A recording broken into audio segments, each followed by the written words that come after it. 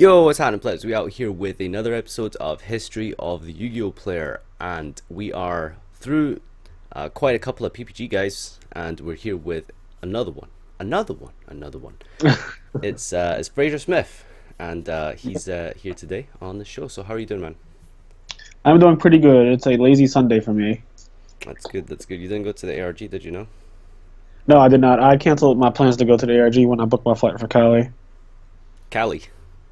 Yeah, there's a YCS Anaheim next week. Oh, is that in Cali? I thought Yep. I don't know. I don't know American geography. I assume that was East Coast for whatever reason. No, exact opposite. Oh, damn. Well, we're here now, boys, and we're just gonna dive straight into it. So tell us a little bit about yourself, and feel free to be as personal or as impersonal as you want. How did you start playing this game? What do you do with yourself, etc., etc. I think most people know I do accounting for a living. I graduated in 2011 with a bachelor's degree in accounting, and I've been kind of working in the field for a while. It's been almost 5 years actually. So I've been doing that. I do financial reporting.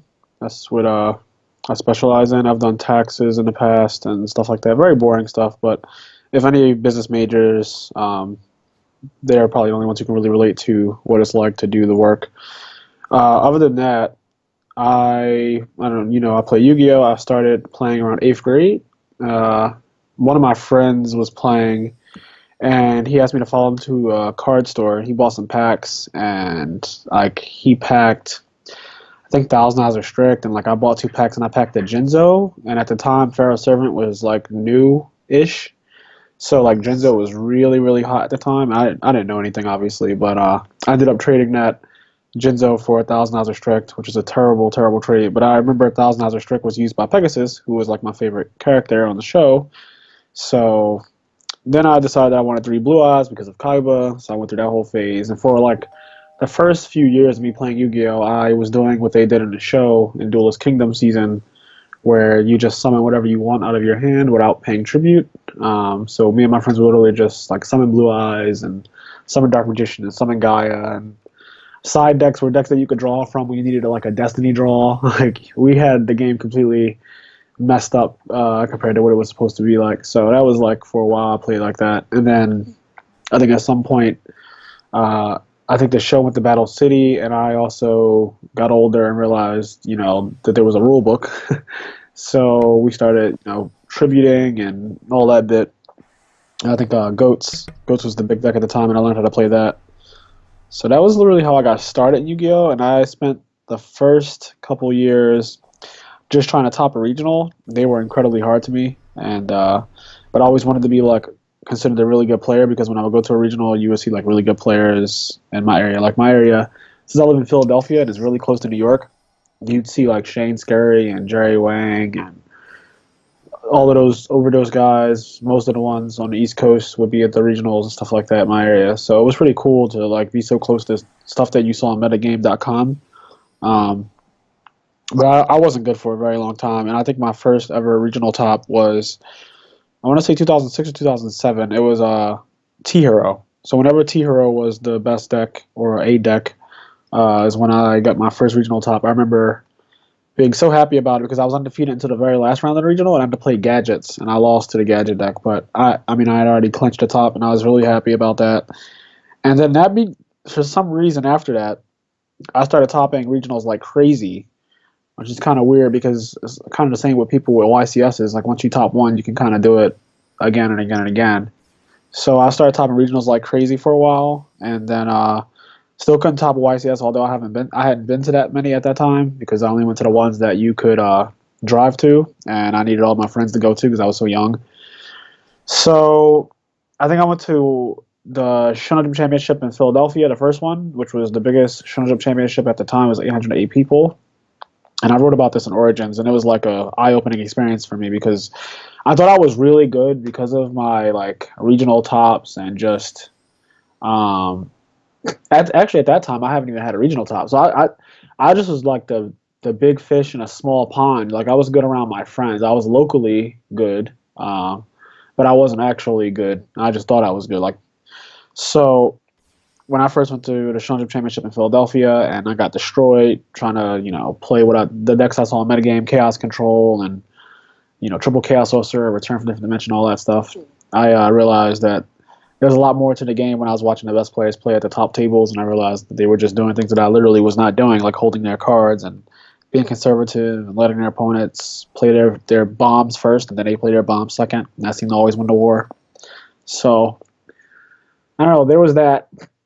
And then my locals was really good. We had some good players like Sean McCabe. I think that like him being my oldest friend in Yu-Gi-Oh! Kind of helped me to get better because he was so much better than me, and that made me want to get better. And then we just kept kind of pushing each other up like that and arguing all the time. We argue about everything. So I think that that helped us to understand why cards were good and bad and that whole bit. But yeah, it was a while before I really learned how to play Yu-Gi-Oh! The way I do now and the way I see the game now. It's very like simple and cut and dry. I mean, I don't really have to think as much as I used to as far as just how when you see that the game is over, when you know how to break a field and set up a field and all that stuff. It's just kind of like second nature now. I've been playing so long. It's been like 12 years. We're going to go into more of the fundamentals and mechanics of the game for the second part. But for the first part here, I wanted to like focus a little bit more on just kind of like the actual journey, if you know what I mean, before going into like understanding of the game, how you developed and stuff like that. Sure. So you mentioned your first Shonen Jump top, I guess, was what it was at the time, right? Well, I never topped the Shonen Jump Championship. My first ever top was they had like YCS different names back then or something, right? Right. So there were Shonen Jump Championships, which are just YCSs, but under UDE. So it's literally the same exact type of tournament. It's just that they changed the acronym. And the first time I ever topped a major event was the one I won. Up until then, I just had a bunch of regional tops. So the one you won was that's actually kind of funny how I can't remember who I spoke to recently, and they mentioned that their first top was a win as well. Was it Tyree? Yes, it was Tyree. His Yeah, first I think top that was me a and him win. shared a lot of similarities. What? Sorry. I said I think me and him shared a lot of similarities because I remember the event that he won. I also topped. That was Providence, and yeah, I remember just thinking like, wow, this guy just topped and won as well. And they kept like a lot of people were doing that thing. I think Nazar might have the same thing. So which event was that again? This is YCS Atlanta 2010. 2010. Okay. Yep. So it was it was the last YCS of the year. It was in November. It was like 5 days before my birthday. I remember it was the first time I ever took a plane anywhere in my life, or at least since I had been like maybe a baby or something. I think I went to Disney World when I was a small child. I don't remember that at all. But it was the first time I consciously took a plane anywhere, and that was also my first win. So it was really a lot of weird stuff, at least in my eyes at that time. And like you went on to win, and just going back to like what Tyree said, he mentioned when we were talking during this series, he said that it made him super complacent because you kind of like you expect the stepping stone is like, okay, I'll top here, or like I'll go to my first event, I'll do well, and then I'll make day 2, right. And then the next event I'll make like top cut, and then after that I can work on getting higher and higher. Whereas you just went boom, let's just win this thing straight up. Yeah, I think that's I agree with that because I mean when I went 8-2 at Atlanta, and I remember thinking to myself, I've been 9-2 and I've been 10-2 in that same year at 2 other Shonen Jump Championships or YCSs, and I had gotten 34th and 35th place respectively. So I had experience going X-2 with a really good record and everything twice in that year that I won, and just being heartbroken because I didn't make the top cut. Like I was so close, but I just didn't make it. Like at the one that Jeff Jones won, Jeff Jones' second Shonen Jump Championship win, I think it was the 75th in Edison. I went 10-2, and I got 34th place. So like I was bummed. So when I got to Atlanta and I was X-2, I still didn't think that I was going to top when they were calling out the names, because not only was I low in seating, I think I was 24th, but I had already experienced like this whole thing where you're waiting around to hear your name called and you don't hear it called. So I was just like praying to God, like, please let me top. I just want to top this event so bad. Like, just let me top something. Like, I can't keep going to events and not topping it. Just it looks awful on me. So I was like, come on, you gotta like do it at some point. And then they called my name out. I was so happy. So then I started praying for a different thing. I just was saying like, let me get the top 16, and I'll be happy with just top 16. And then I ended up winning my top 32 match against Infernities really fast, just activated Necker Valley, and like he couldn't play at all. Then top 16, I said, all right, I wouldn't mind winning this round and making top 8, and that's as far as I expect to go. Then I played Plants, and it's Plants against Necker Valley, it's same story, so they couldn't deal. And I won that, and then it was like, whoa, like I'm now in top 8, and I'm playing against Lightsworn, which was actually a hard matchup, and I won that one with 75 life points left. And that's Wow. when I was like, okay, so yeah, it was really weird.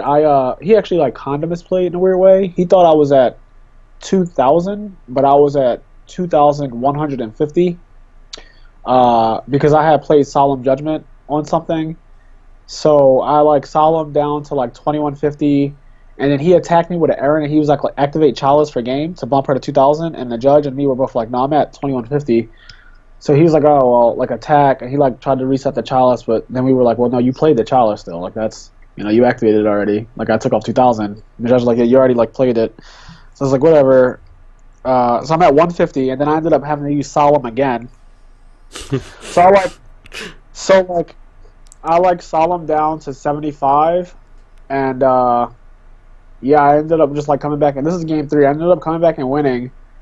And then I was in top 4, and I noticed at the top, I had never been paying attention to who else was in the top cut. Like, I knew McCabe and I knew my other friend Ronald were in top cut, but I didn't know that they were also winning all of their rounds, because I think that I had gotten a feature match, and I was so, like, my matches had gone in a timer, like, I was just, like, so focused on just, like, playing my games. I even noticed they were also winning all of their rounds. So when I looked at top 4, which is me, Brandon Wigley, Sean McCabe, and Ronald Mack, and that means there's 3 Gravekeepers and just the X-Saber deck, and I'm up against the X-Saber deck, which is a bye.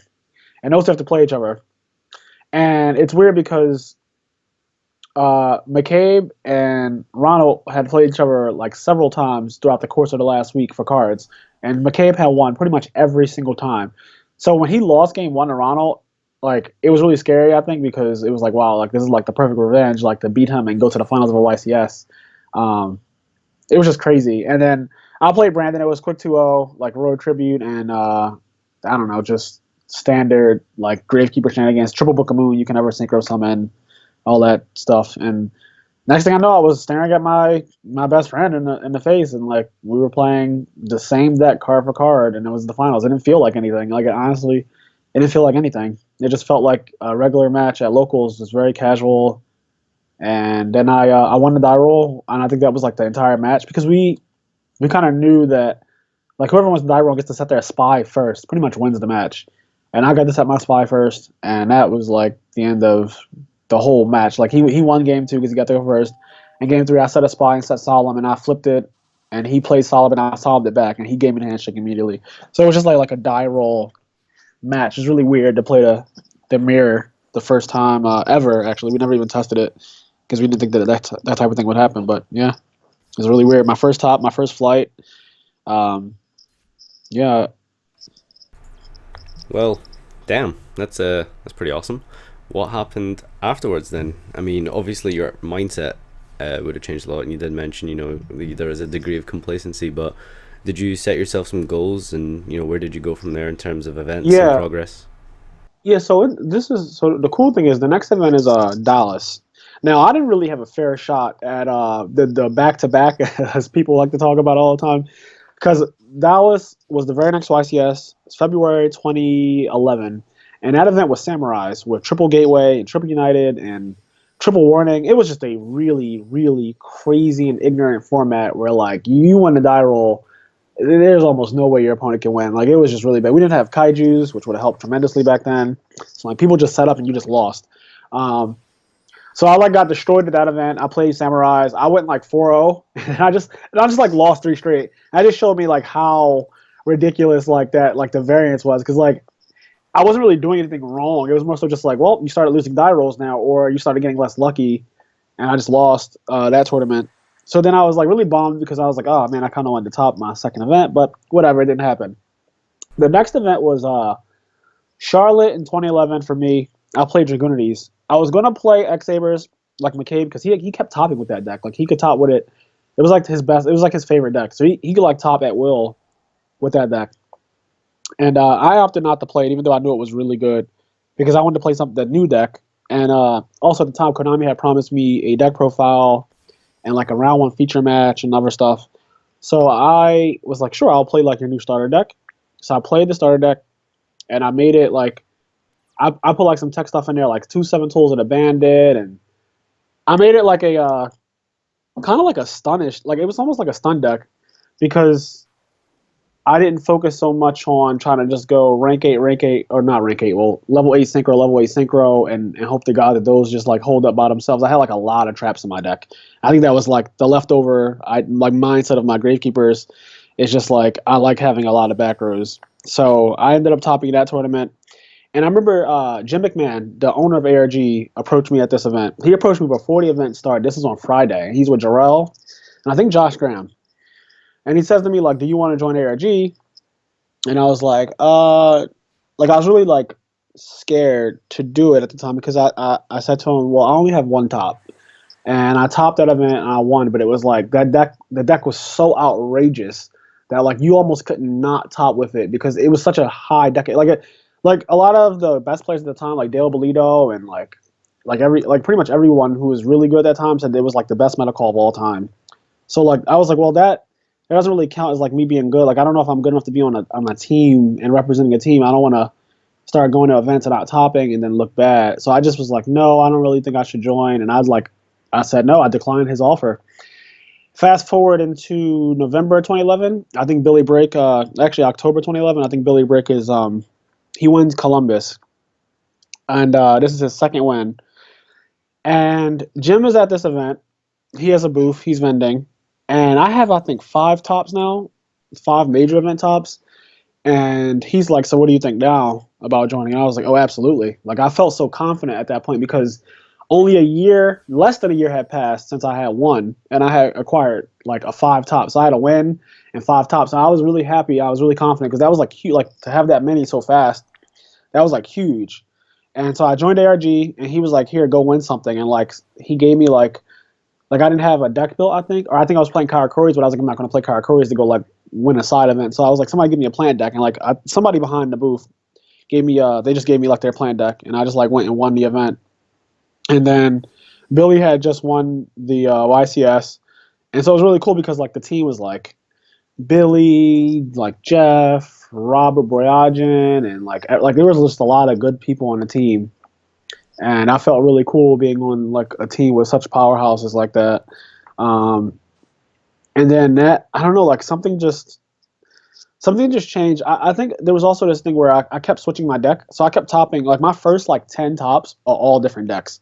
Like it was like Gravekeeper, and then it was like Dragoonity, and then maybe Agents. I know I did Agents at Nationals 2011, and then I did Plants, and then I think I did like I don't know. I just kept changing. Oh, I did X Sabers. I did X Sabers at some point. So I kept changing decks and I kept topping with them. I thought that was my way of showing the world that I was a really good player because I could literally. I didn't want people to say like, oh well, you only top because of the Gravekeeper deck, or like you're only like you're the Gravekeeper guy, and like that's all you know. Some people have these things where like they're only good in one format. They get all their tops in one format, then they go away.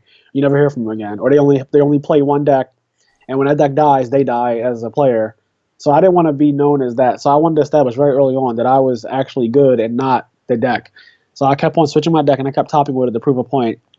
And I think that I think the nerves just go away once you've topped already. You know, you don't feel the pressure on the last round as much. Like there's still pressure for sure. But I think that once you finally do it, you just feel so much more relaxed every round playing. Also, people just get scared of you. Like to be honest, that free win thing is so real. Like I mean, I won YCS Atlanta. People just started like they just either played horrible, or they just automatically told themselves they were going to lose. I've experienced so many free wins over the course of my time playing this game since I topped and won that like at least 1 or 2 rounds in every event I play are literally just me winning because my opponent doesn't think he can win. So that's a big contributor, and that's talked about a lot. I think a lot of the pro players admit that like there's free wins, like people just defeat themselves. Like you don't even have to do anything. You just kind of sit there and they sit down. They'll pull out their chair and they'll say, "Up, I guess I'll have a good tiebreaker." Like they'll say things like that. So it's kind of cool that once you top, you get to automatically top more because people have fear once they know who you are. The rich get richer and the poor get poorer, huh? Yep, that's definitely real. Just going back a little, when you mentioned a bit about the ARG thing, Yeah. didn't you have that attitude then when Jim first asked you to join? I mean, you kind of just told yourself, "Well, I'm not good enough to be on your team." So, well, Ex- exactly. I don't deny it. I didn't think I was good enough. I had known of a lot of players who had won one event and had never topped another event ever again. Like that was such a common thing in Yu-Gi-Oh!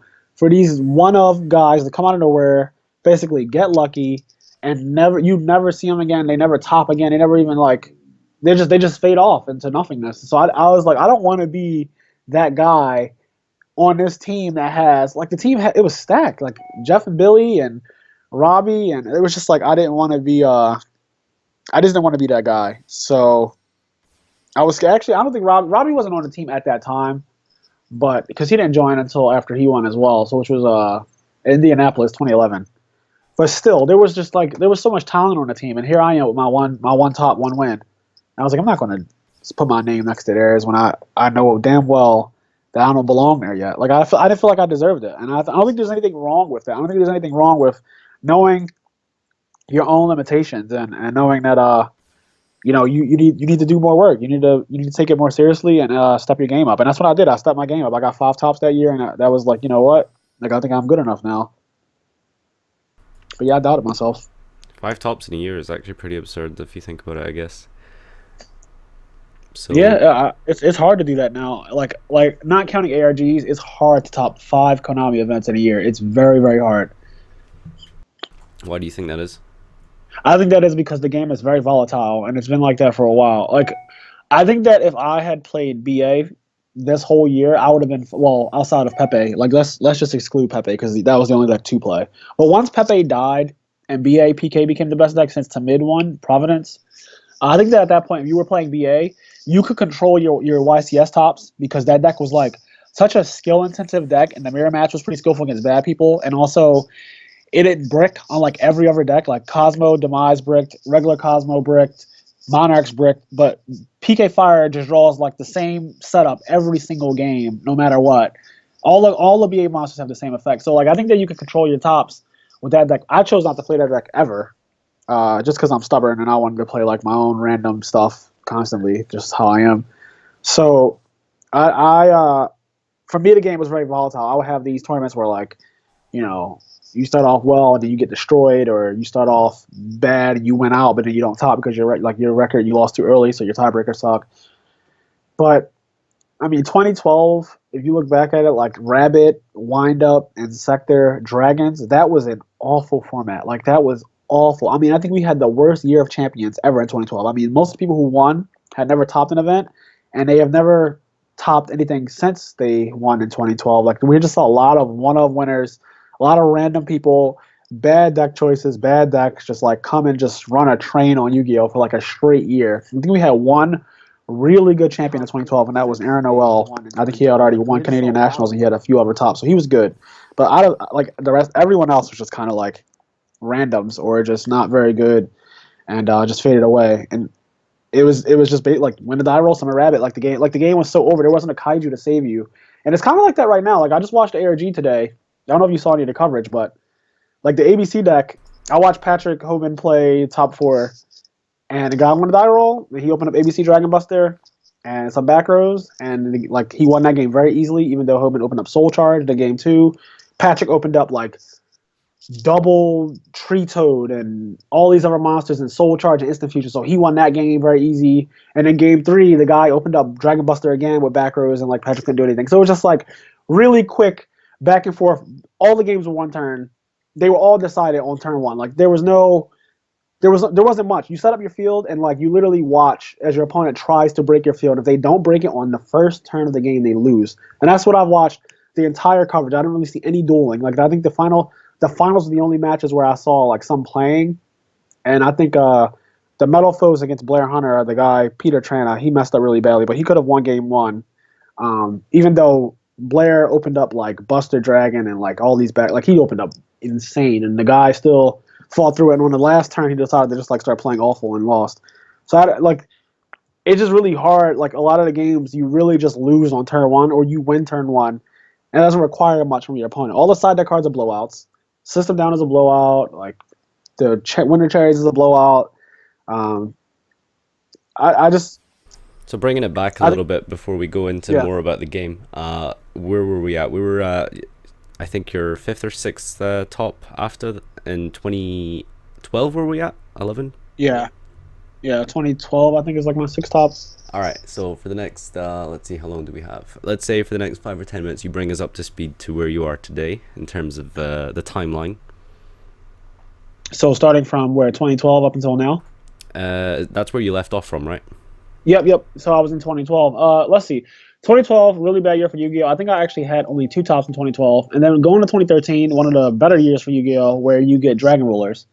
Dragon Rulers, despite not having more than one tournament with the babies, I really liked Nationals that year. I think I went like 9-1-1 or something like that. And it was really skill intensive. I played 9 Dragons and 2 Prophecies in Swiss. And I believe I won 8 of my Dragon Mirror matches and lost 1. And I could have won the one that I lost, but I actually misplayed, and I didn't realize it until after I misplayed. But like most people, I guess. So that Nationals was really good. I thought 2013 was good because then Dragon Rulers get nerfed with no babies, but then like the deck is still very good, and like bad people for some reason just could not play it correctly. So I like accumulated a couple tops then. 2014.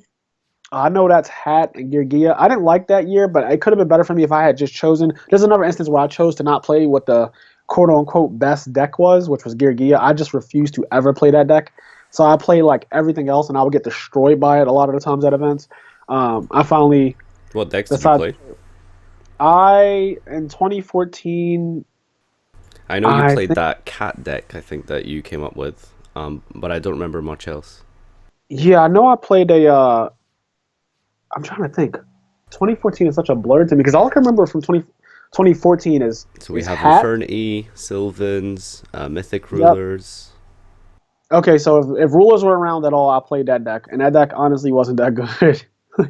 like Gear just had more consistency, and the rulers I think they were all limited to 1 at that time, right? Yep, that one. Yeah.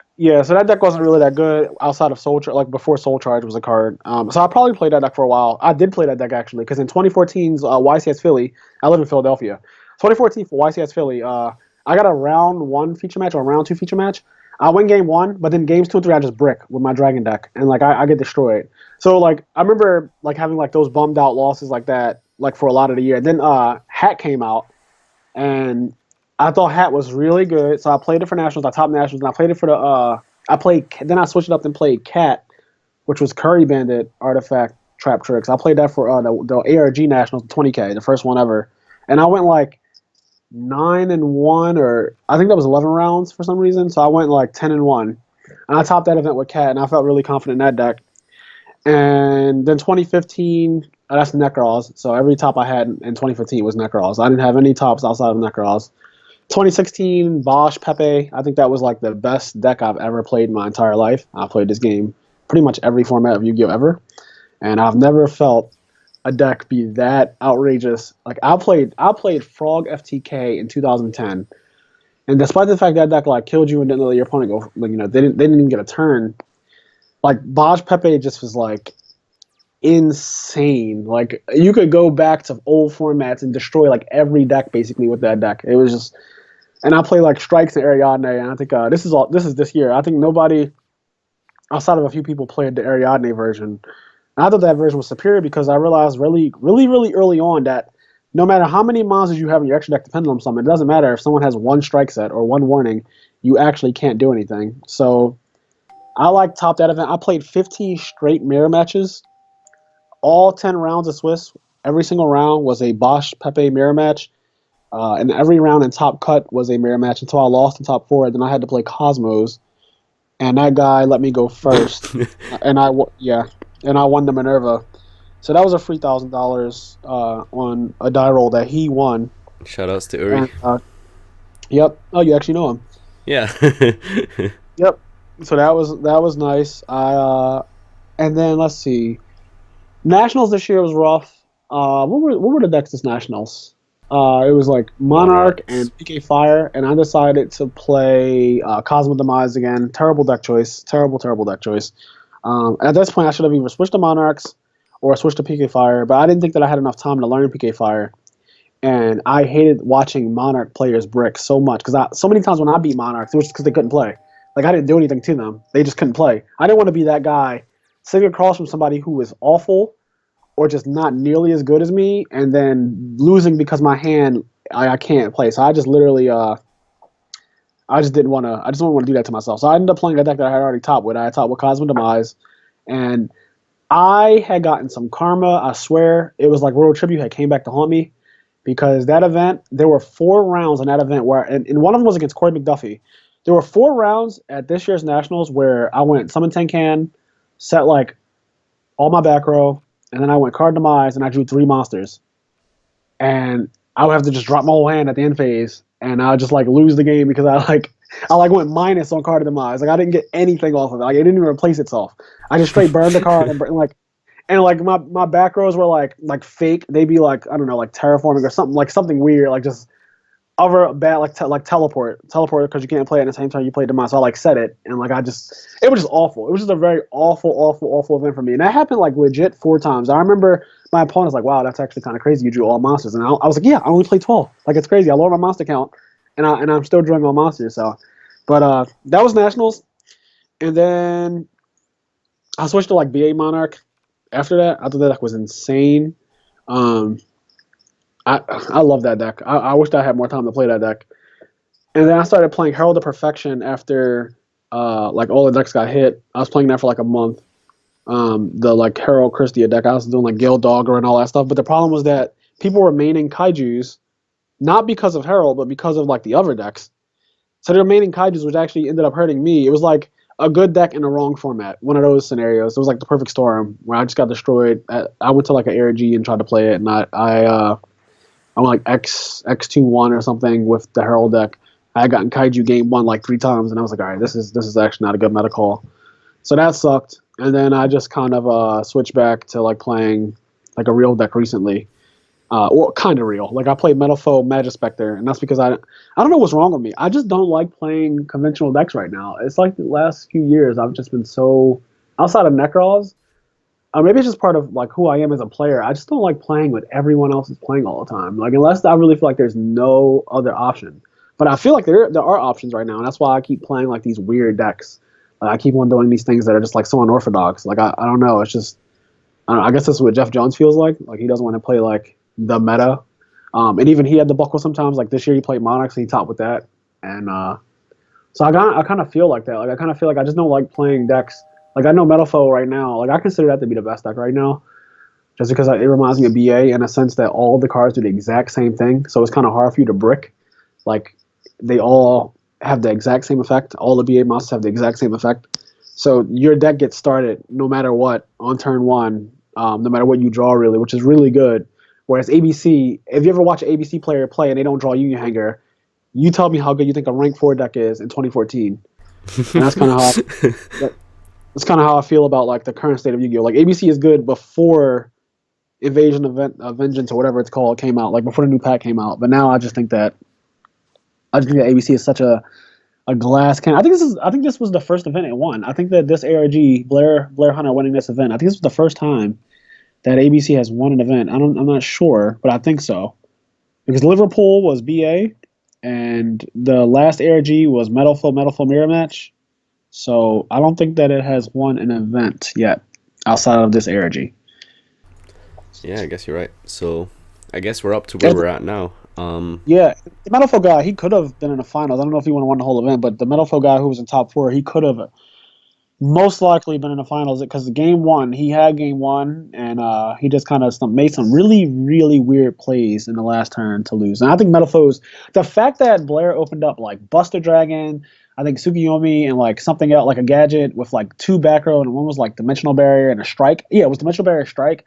Like he actually played through that to the point where like he was in control of the game. Like he was in control of the game, and like I would have written him off when I saw that opening. I'd have been like, you lost. Like, what are you playing for? But he ended up playing out of it. So I think that Metalfoes is like, it just reminds me of like a plant deck or something. Like, it just has so many plays now with the quick play fusion and combination and Alcahest and Mithrilium. It's just such a good deck. Yep, deck's definitely really strong. I'm playing it for my regionals soon, actually. But Yeah, moving it's on, good. we're Yep. we're off to where we'll go back to the beginning, I guess. Yeah. So tell us about when you were trying to first top your regionals and stuff like that. You said that you struggled a lot to just get your first like kind of like local kind of appreciation for yourself. What were some of the hallmarks of a bad player of yourself back then that you look back on and think, I did this wrong, I did that wrong, I should have done this, I should have done that? What are some of the things that, if going back, you would change about how you perceived the game? Uh, well, looking back at my older self, well, my my younger self, um, I would definitely say that there was something wrong with the way I looked at cards in general. A lot of people still do this, especially like newer players, but even some of the people who think that they're good now and they're really not. Is you draw cards and you start to activate them when you don't have to. I think that's like the biggest thing about good players and bad players. Act Like like what, sorry? like you draw cards and you just kind of play them for no reason when you don't really, the situation doesn't really need you to respond, but people kind of respond to it. It's like the difference between a good player and a bad player. It's like a really big thing. And my younger self definitely was quick to respond. Like, let's say you summon Thousand Eyes Restrict, and I had a torrential tribute set. I probably activate the torrential tribute every single time, despite the fact that I might have another way to deal with the Thousand Eyes Restrict. Like, I might have a Tsukiyomi that I can get to with Sangan, or just another play that deals with it and saves me cards. But I'll just play my one torrential, which is a really crucial card back then. Like, I would just play it. And that was kind of like my problem for a while, is that, I didn't know how to hold on to cards.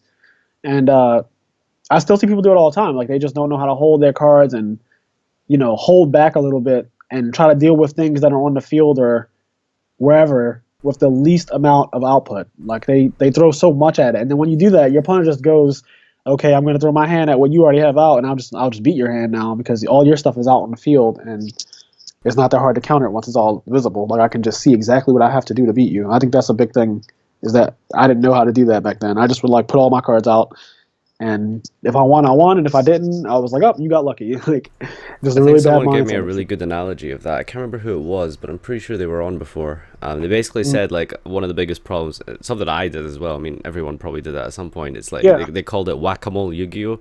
So as soon as like you see like it's like when you play on DevPro, like you see something light up and you see that it's Yep. possible to use, you just do it Yep. like because it's Yep. there and because you can.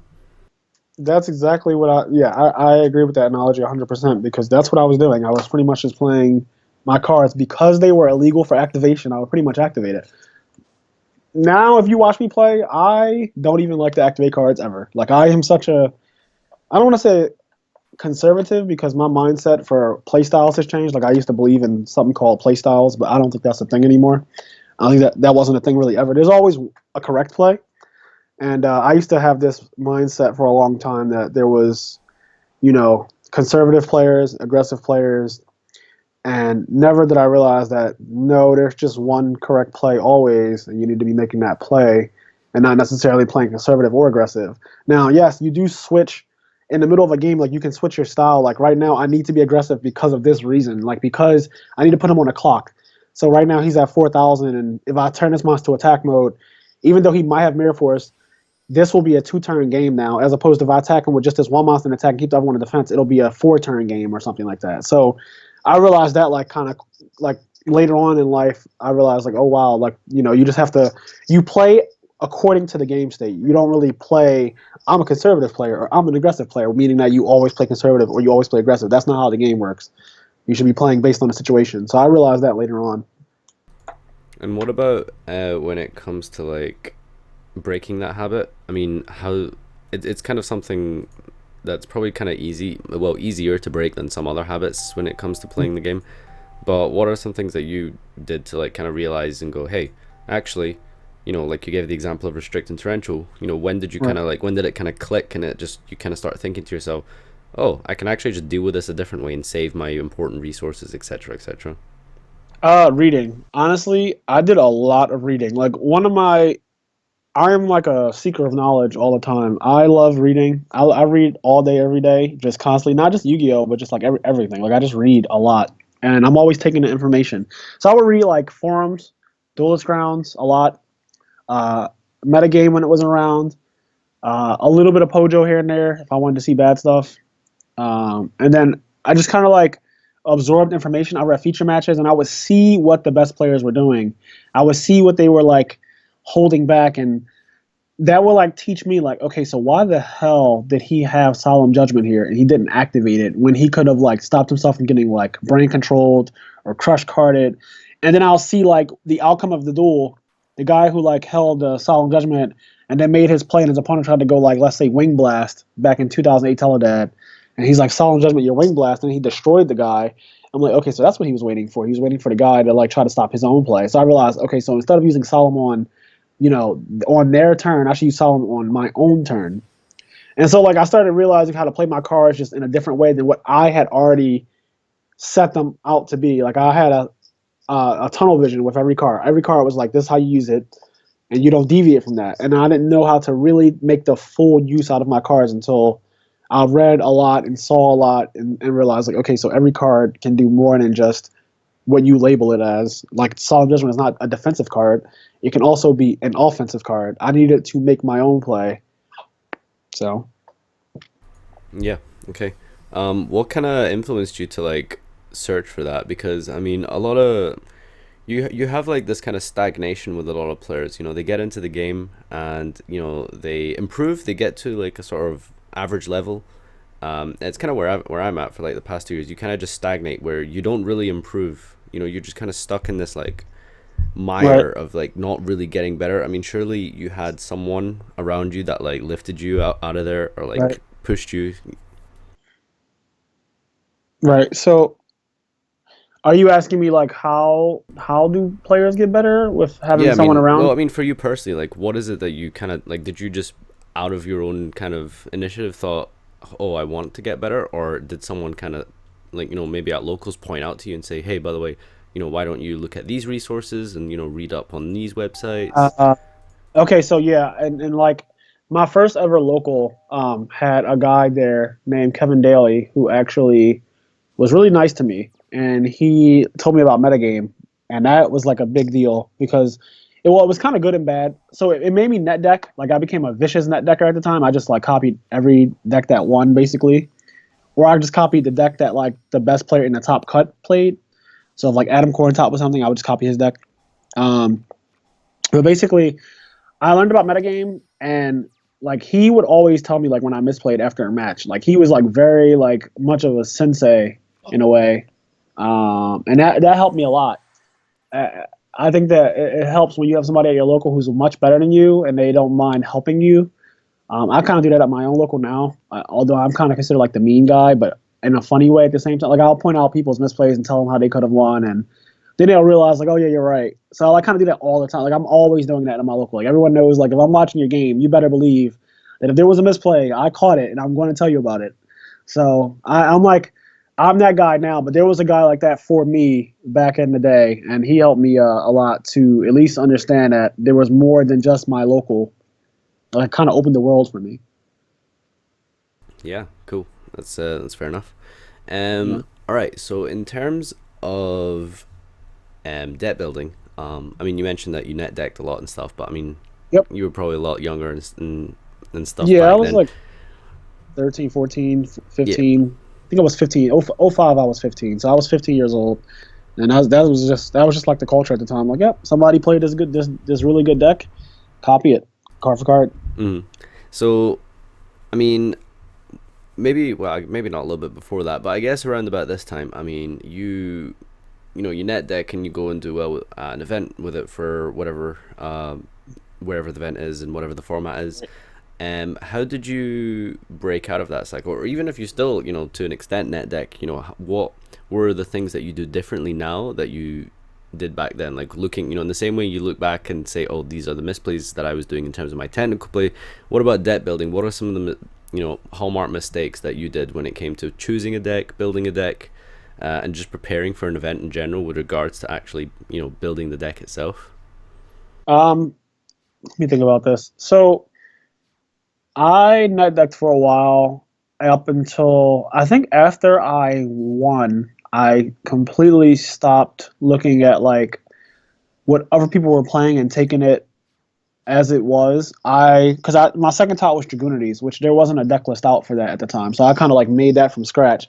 And then I played Agents and like X Havers was pretty much a McCabe deck. Like he already had the formula for that. But like a lot of my decks at the time, like my first couple, like even Karakuris, I won Xbox One tournament or Xbox 360 tournament with that deck at a Friday night tournament at Kansas City. So I like made a couple decks that were like good on my own, and I kind of realized, like, okay, so you do know how to deck build in some way. Your decks are just a little unorthodox. Like I wasn't good at like building a deck that was already like a meta deck, basically. But I could like take something that was new and kind of innovate and make it a functional deck. But I think that I still, if I look back on even my old deck list, like there was still a lot of problems, like side decking. I didn't understand how to create a side deck, and I think that I made errors in meta calls. Meta calls are like I just swear it's like the biggest thing. Like if you look at anyone's career over however many years, what you played at said event dictates so much of how well you do. Like if you could always go back and say like, man, I should have been playing this here because this is like the better deck. This was the better deck for sure. And even if I didn't play my good matchups, like his deck could still beat its bad matchups more often than like any other deck could. And that's what you have to realize. Like when your deck, if it has a bad matchup, like every deck is going to have a matchup that it doesn't favor, but can this deck beat its bad matchup? And like because some decks just can't.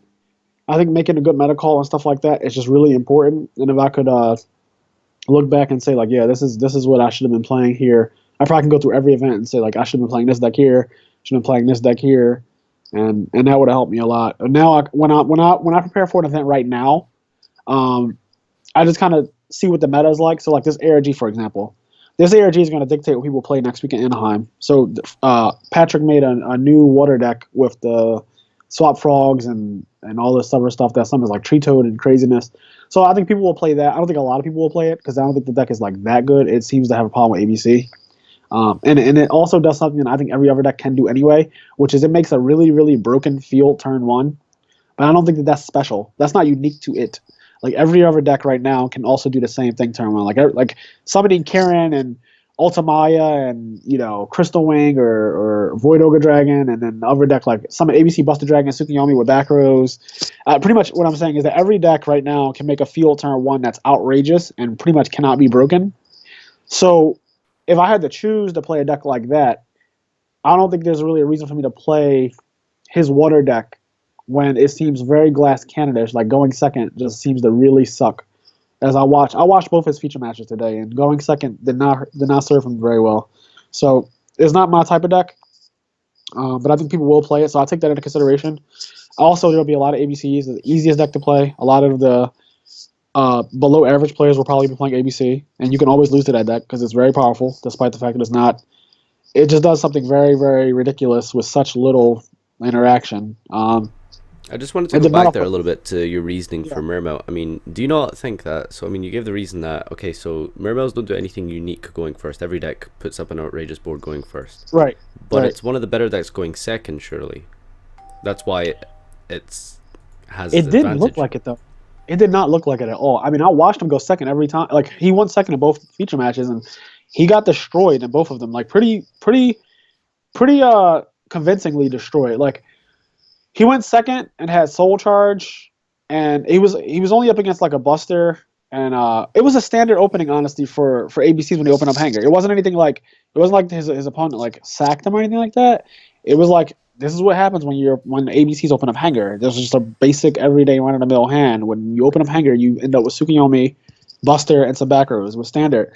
And he didn't come close. Like those games were not close, and that bothers me because I was expecting to see like, oh, maybe he beats ABC going second, and that's why he picked that play that deck, or maybe, going first when it goes off, there's no way that he can lose. But then I mean, I'm not going to use Calvin Tahan's example because he opened up, I guess, outrageous to beat 2 Tree Toads and clear the whole field and win against. Like Patrick went first one of the games. It opened up really well, and he got beat. So I won't include that game because that's just unrealistic.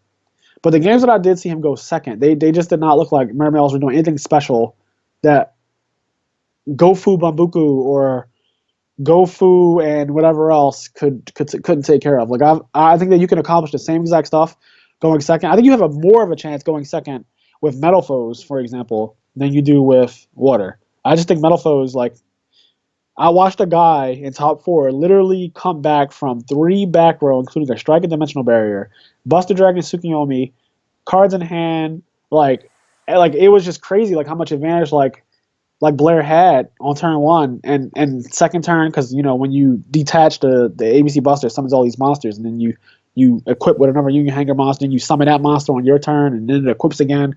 So like I saw him come back from that, and he had an honest shot at winning that game. I don't think that Mermails is going to give you that shot because Mermails doesn't have a recovery plan. Like I always say this, it's such a glass cannon deck. It's a deck where after it goes off the first time, it's not going to go off again. Like it kind of just goes off. And if you could break that board at all, it's not like ABCs where it can like draw a hanger and like, oh, now I have ABC and now I'm just back in the game, or oh, I top decked the correct scale, or I top decked, like monkey board back in the day and I could get back in the game, and or like there's some like there are cards that I could draw off the top right now that'll like I'm back. Like that deck doesn't really have that. Like it can't really draw anything consistently that'll get it back in the game. Whereas all the other decks, they kind of have like, I hope my opponent doesn't draw this, and there's so many of this card in their deck. So I don't know. Yeah. I don't really. I personally don't think it's. Mhm. I think it's good. When people don't know what the hell is going on. But I think that once you kind of see it, for what it is, it's like, well, do you want to play a deck that has really strong openings when it wins the die roll, but then just cannot deal with the meta going second pretty much at all? Like I just don't think it can do it. Yep, that's fair enough. So going into the final part of this, being a little bit more general now, and take into consideration when I do ask this, that you consider like the whole bigger picture of Yu-Gi-Oh as a game.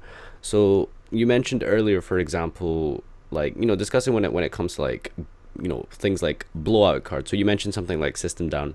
That's a Yep. card that just wins you a game. Like Reaper Yep. is just a card that just wins you a game. And Yep. you also mentioned things like formats as well. So you mentioned particularly Dino Rabbit and Zector format, I believe, was like completely AIDS. So Yep. what is it about those formats do you think are bad? And remember to keep in general like the kind of bigger picture and like what it is fundamentally about those decks that make the game bad. And why do you think those cards and those formats are specifically bad? Like, what is it about them mechanically that makes them bad, do you think? And Right. how could you apply it to like today's logic or the future, for Okay. example? So I want to start off by saying that I do not think that this current format is necessarily bad. Um, I don't like that games end on turn one very often. However, I don't think that it's not as bad. Like you have a chance right now. The problem with 2012, you didn't have a chance. Like if someone opened up Rabbit, we didn't have answers to it. There was no like Valor. Valor didn't get the Rabbit used to have priority. I don't know if like people remember priority, but you really couldn't do anything when someone summoned a Rabbit and was like tributed priority, summon two normal monsters. Like if you like Valor didn't do anything. There was no way to respond when your opponent went first to what they're going to do. You had no hand traps. Like Max C drew you two cards, whatever, you get a +1, but you still end up losing because a +1 is not enough to deal with like Alagia and Solemn Judgment or whatever other back rows. Then followed up next turn with a second Rabbit or a Tour Guide to do it again. So like my point being is back then when someone comboed off, when windups comboed off, they took your hand and you really couldn't do anything about it. When Insectors comboed off, they took your field and you lost all your cards, and you might have died that turn at that. When Dragons comboed off, they overwhelmed you with like Future Fusion or just whatever, like they just destroyed you. And then when Rabbit comboed off, which really isn't even not much of a combo, it's just kind of like summoning Rabbit. You just got destroyed. Like you just got there was nothing going second. There was basically there were no Kaijus. I think that Kaijus. My whole rant is basically Kaijus exist now and they out everything. Like literally, there's no field you can put up now where Kaiju pretty much can't at least get you like 90% of the way to a victory by itself. Like a Dark Law, Rafflesia, a Kaiju right there is probably going to win you the whole game. Like a Tree Toad and a bunch of other monsters that aren't Tree Toad, a Kaiju right there will get you close that much closer to victory. And so everyone has access to these monsters that don't care what's on the field. You can have an Infinity and all these other crazy things on the field, but a Kaiju can get out of all of it. And I think that that's like the big difference in why those formats were bad, because there were no outs to now where there are outs. And hand traps back then, like Maxine Valor, like those aren't really they don't really like out the field. They kind of just like help you to like deal with, I guess, you get extra cards with Maxi, not really many, but you get like one extra card with Maxi off of a rabbit, or you might get your Insector opponent to like slow down on killing you, but they still popped your entire field, and you can't not put a monster on the field, you'll die. Like that's just crazy. So there was not much interaction back then. It just kind of sucked. Now at least like people they still play out their games, and sometimes you come back. I mean, sometimes you do. Back then you didn't. You just didn't come back. Like if I open up Rabbit, 99% of the time you are going to get destroyed this game. So in terms of like mechanics, like the reason why you don't like these formats because of, to summarize, it would just be like, point number one, low interaction. Point number two, Yep. blowouts. Low interaction. The blowouts. Yep. Those two things are just like low interaction and blowouts, and it's kind of like a Genlock Necros format. Like a lot of games just ended where you got Genlocked and you sat there and you hope to God that one of your outs came up and your opponent didn't have the out for your out. Like it was silly. It was very silly. People liked that kind of format. That wasn't very good. Like there was nothing fun about sitting there and not being able to play at all and hoping to God that you drew an out. Like that was not skillful. Like once Jin got banned, like Necros was a very skill intensive deck. But before that, it was like, are you kidding? Like I literally sat down, he won a die roll, he summoned a monster that says I can't play, and I have to hope to God that I open up one of these cards or draw into it before he kills me. Like, that's not really like there's nothing to that. So I don't really I mean, from a deck building perspective, like, it makes you build your deck a certain way, but that's not really anything special. Like you still have to draw the out to this situation that says you can't play at all. Like as long as I can play, I'm not really angry. I just don't like not playing at all, and it sucks because I have to partake in this whole don't let your opponent play silliness that we're in, like where you summon ABC turn one or Karen with Alcahest or whatever, and your opponent just can't deal. Like, I'll do it to anybody too if I go first. That's just the state of the game. But I'm more of a guy who loved his 2011, 2014 format where, you summon Tengu, you set your back rows, and like you kind of play very slowly. Going back and forth, where you summon your Thunder King and I summon Tour Guide and I make you tribute your Thunder King off, or I like econ you and stuff like that. I just like games where like you really feel like you are outplaying your opponent, based off of just the fact that their technical play isn't as good as yours. Like there's such a focus on deck building now, and there's not necessarily anything wrong with that because I love it when someone makes a deck that is actually out of nowhere and a good meta call. I think that's such a good feeling because that's how I started topping. Like I topped with a deck that wasn't a deck, and it got me my win.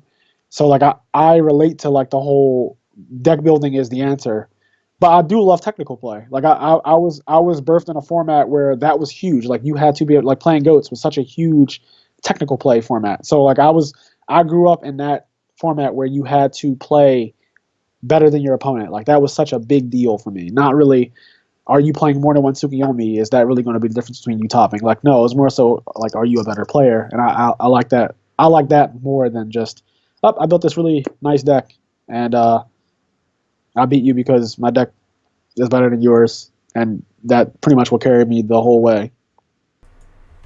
Yep. I mean, that's fair enough. I mean, I don't really disagree with that as well. I think it's safe to say you probably feel the same way about floodgates as well.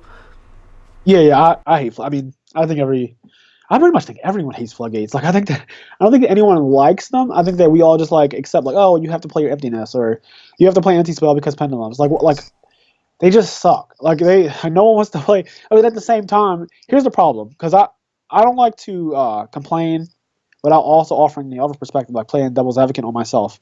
So I complain about anti-spell fragrance. I think I think it's an abomination to the game right now because of the pendulum mechanic being spell cards and that you can't set. Like so you basically can't play. I don't like that, and they have it at 3. And most other floodgates right now are at 1.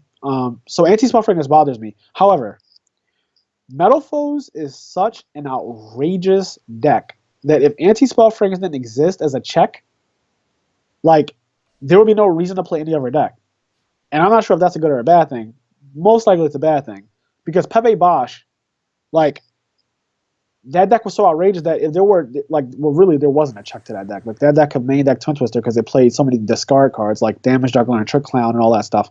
So like even looking back at it, I think that Pendulum is such a ridiculous mechanic. It's a mechanic that probably should never be created. It's such a ridiculous mechanic that you need something like anti-spell fragrance to have a shot at beating a deck that goes summon 5 monsters every single turn until you die.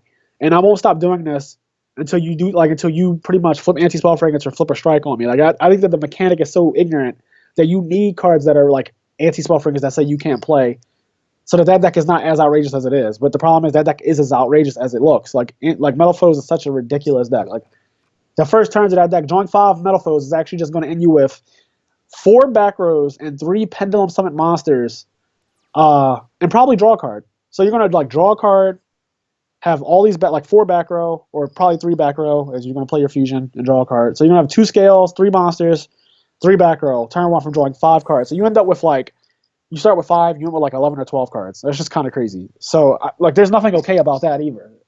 So people the players who are not that good, who play decks like ABC faithfully, and they're kind of the Fire Fist players, and I kind of do it myself sometimes too, because I just think it's fun to just play a deck that I don't have to think. But those decks, they need a way to be able to deal with the pendulum decks and the heavy spell combo-y decks, because combo decks always usually run either a lot of monsters or a lot of spells, and in this case, the monsters are spells. So Yeah, but I mean, to balance that, it's sure, you can argue that it's to keep them in check, but right. It's to the point where they're not just in check anymore. They physically can't Yep. There's nothing you can do. When yeah, it's bad. It's bad. It's all bad. There needs to be a major. I mean, I don't know how much time we have to talk about this, but I just think that there needs to be a major ban list, kind of like the one where they banned the Dragon Rulers, and they did Stratos and Monsterborn and Pot of Avarice and Solemn Judgment and everything. They banned everything, card destruction, everything got banned at one. It was 15 cards banned at one time. They need to do one of those again. We need to have 15 cards banned, and that way we can go back to deck building and also setting and passing. not necessarily setting and passing, but playing more. I hate watching coverage, and literally the games take an hour, but there were 2 turns in both games, or 2 turns in all 3 games. You went first, your opponent didn't break it. You went first, your opponent broke it and killed you. I just don't like watching that. I don't like being a part of it. I think it's corny. I don't think there's anything special about it. I just don't like it. Yeah, that's fair enough. So approaching near the end of this, we've kind of gone over our hour here, but that's okay. I'll talk. What do you think that you'll be doing for the future in terms of Yu-Gi-Oh? And where do you see yourself? Since I joined PPG, I feel like now I want to take the game a lot more seriously than I have been in the last year and a half. I just really hadn't cared as much. I don't know, now, since I'm on a really good team again, I feel like I want to do well as a representation of the team. So I've been taking Yu-Gi-Oh a lot more seriously than I used to in the last 2 years. The last 2 years, I kind of just wouldn't feel like I've been just drifting, just kind of complacent or whatever. Hope it wins every tournament. And just kind of I'm fine with that. So I kind of feel like I really want to step it up and do well. But at the same time, I have this opposite thing going on where I have this strong pull to innovate and play what I want to play. I was so happy being able to top my 51 card deck at Minneapolis. That made me really happy. Making a deck that I knew no one else in the room was playing, and having a lot of people make fun of me, my friends, we always make fun of each other. So I'm not really making fun of me, but they still make fun of me. But they're oh my god, what are you playing? That's trash, it's terrible. And I still did better than everyone. So I like being able to do that. That makes that for me in Yu-Gi-Oh is one of the reasons why I play. I love making something or playing something that is the underdog and doing well. That is a big thing for me. But at the same time, I want to win. So it's it's hard to do both of those things. It's hard to play something crazy and also win unless it's that good. And I thought that deck was really good. I ended up getting a game loss in top 16. That's pretty much why I ended up losing out of that tournament.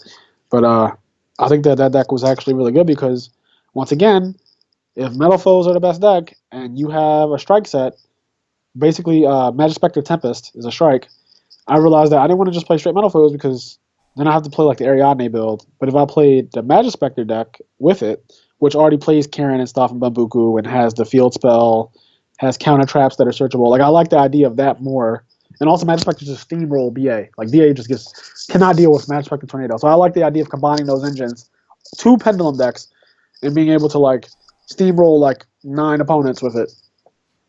So I don't know. I have to figure out what I'm going to do because I want to win Anaheim, but I also want to play something crazy. And I have something crazy cooked up, and I don't know how I'm going to go about this because I don't have much longer to decide. I mean, Thanksgiving is Thursday, Black Friday I'll be flying, so I have to get my act together. But I don't know if I can bring myself to play straight metal foes at that event. Even though I feel like if I did play straight metal foes, I guarantee myself a top. But Yeah, I mean, you probably would, but not much of an advantage to be had in that. exactly, like I don't see the advantage of straight metal foe. Even I just think it's consistent. And Cali, I think this Cali event is going to be huge. I think it'll be at least 11 rounds, but it might even make it to 12. So I don't know. I honestly don't know. I think that when events are really big, they're easy because you play like no one. So like that needs to be said too. Like like this is an event where playing a deck like BA was like kind of a good idea. Even though I don't agree with BA right now, but I'm just saying like let's say that like ABC wasn't out and BA was still like considered like a really good deck. I think the BA would be good for a tournament that's going to be 12 rounds and probably a lot of randoms who are really not that good because you just play like no one when the event is really big. Like you just play like so many random people, and it's really easy to top like that when you just play like round after round of like this opponent is unknown guy, unknown guy, unknown guy, over and over again. All right. Well, before we send you off, is there anything that you wanted to talk about when I first asked you to come on here? Was there anything that comes to mind that you feel like you wanted to expand upon more, perhaps, or? Does anyone have any questions? It looks like I'm looking at the Twitch chat. I normally take questions, but it's getting a bit late here because I got work in the morning. That's why I didn't want to do a Q&A. But if you see anything there that you particularly want to address, go ahead. Let's see. Someone said something about Mike Steinman making Cat. That's true. Mike Steinman made Cat in 2014, and I pretty much made my deck from that. I don't doubt that. So I played that Nationals. I played Fat, which is Fire Fist artifact trap tricks, and then I realized that Cat was just a better version of like that. So I just played that one. But yeah, I didn't say that I made Cat. I know Mike Steinman made it, and he had top Nationals with it. We topped the same Nationals. Someone said thoughts on American versus European events. I've only been to one European event. Not very good of an experience, so I don't really want to speak on that much more than that. Like it just a lot of players just looked at my bottom cards while they were shuffling. It was just really weird. Like I had to constantly say, like, can you not look down while you shuffle? Like I don't really have that problem over here as much. And when I do, I just kind of take my deck back, shuffle it, and then like tell them to cut. Like just do something, like do it without looking. I just don't like when people.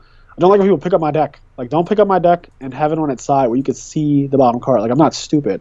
I've been playing this game for 12 years and I have like 22 tops. I'm not going to let you like cheat me. But I feel like a lot of people are just blatantly doing that. Like even if they just want to see what I was playing, because I was playing like Mermails, and so I feel like, it's kind of corny to just pick up someone's deck and like look at it. Like yeah. I don't want to do. I don't. If you ever see me play, if you ever see me play ever, my shuffle, I keep your deck face down and I shuffle it. Like I know how to shuffle on the table, so I kind of do a shuffle. I get a good shuffle in, but I don't have to pick your deck up on its side. So I'll never know what you're playing until you play a damn card, and I prefer to stay like that. But everyone can't do my shuffle. Or a shuffle where they keep it completely face down. And I understand that. But if you're going to shuffle on the side, just look away. But don't blatantly just like grab my deck and like shuffle it like I'm stupid. I just feel like that's like an insult. So I just don't like it. Is there any advice, and this is my question, do you have any advice for up-and-coming players or newer players or just anyone that wants to take the game a little bit seriously? Looking back at yourself, for example, like what you would say to yourself kind of thing. I think that you should definitely read Road of the King by Patrick Hoban. Very good book about how pretty much to think. It teaches you how to think better. Because if I had a book like that in 2005 when I started playing, I think I would have been a lot better. But like it wouldn't have taken me as long as it did to become really good. I think that because I already had been reading so much, like reading was my thing. I would have loved to have a book like that. So I think that book is like a great asset to anybody who wants to become very good at the game. It just teaches you how to think better. and even how to deck build. It teaches you a lot about basics and even advanced level stuff. So read that book. Watch coverage. ARG has a lot of good coverage. I watch the feature matches. So at work, when I get free time, I'll watch like a couple feature matches. I'll just like kind of like skip through them if they're taking too long to make their plays. But I'll just kind of watch what the hell people are doing, and I'm really good at just spotting like other people's misplays. But I know it's always different when you're playing and when you're watching. So when you're playing, like even myself, like I'll misplay and realize like that was such an easy thing to not misplay on. But when you're actually in the match, it's always different when you're watching. When you're watching, you can see everything. So watch matches, read, and play. I mean, you have to play. Play test at locals. Play your locals. Just play a lot. Figure out why you lost. I always tell people, why did you lose? Like, ask yourself why you lost the game. Like, what made you lose the game? Did he open up lucky, or did you have a chance and did you mess up? Did you search the wrong thing? Like, what was it? Something simple, or was it something big? Why did you lose? And could you have won if you had played your hand, your 6 cards or 5 cards differently? Was there a chance to win? So that's all. All right, perfect.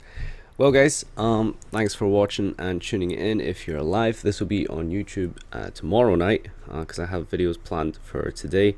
Very, very few players on the face of this planet can say that they have as many tops as Frazier. So thank you so much for joining me tonight. And for, absolutely, I love this. It was actually very nice. That's great. That's good to hear. That's good to hear. And remember also to check out ProPlayGames because I gotta promise Georgie to do the shoutouts. So make sure you guys check out ProPlayGames on YouTube, on Facebook, and all the social media love, etc., etc.